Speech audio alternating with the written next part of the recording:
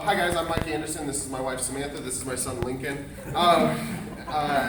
We did a couple things. We did a little quick 32 count line dance.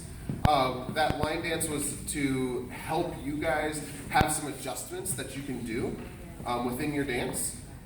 And then what we did is we talked about connection and how to influence your partner. So what we did is, let's see, I'll do it facing you guys.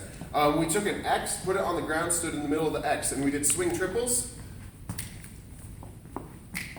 5 and 6, 7 and 8. Then we did check steps, check and step, check and step, check and step, check and step. That brings us to 16. We did step, slide, slide. We did a forward, step, slide, slide. That brings us to 24. And then this is going to be dangerous.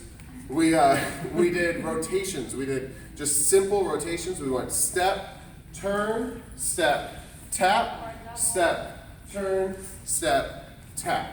So we just did a 32 count line dance, emphasizing different things. We added a footnote. Your swing triples emphasize your 2, 2, 2, 2, and 2. Your check steps emphasize your 1, 1, and 2, 1, and 2. Your slides were a single step and just emphasize the whole beat. You can emphasize 1 or 2. Slide, step, or slide, step. And then our rotation just got us moving a little bit. So, what we did is we talked about connection and how connection indicates when we're going to use these things. So first, what we did is we did our little London Bridges drill, right? So we're nice and close to our partner and we can move a lot more and stay connected. When we're apart from each other, we can't move as much. It was unnatural. So, as we move through, we touched on it briefly in the middle of class, and then we did it at the end.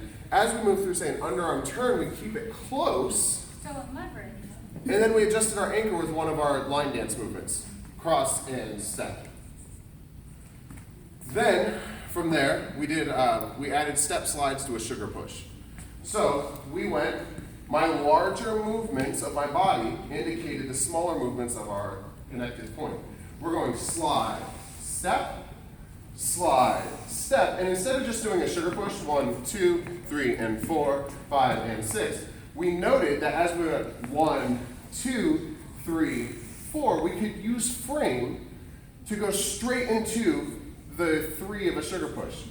We go triple step, triple step. We used our frame, we didn't bring her all the way in. It was a quick movement.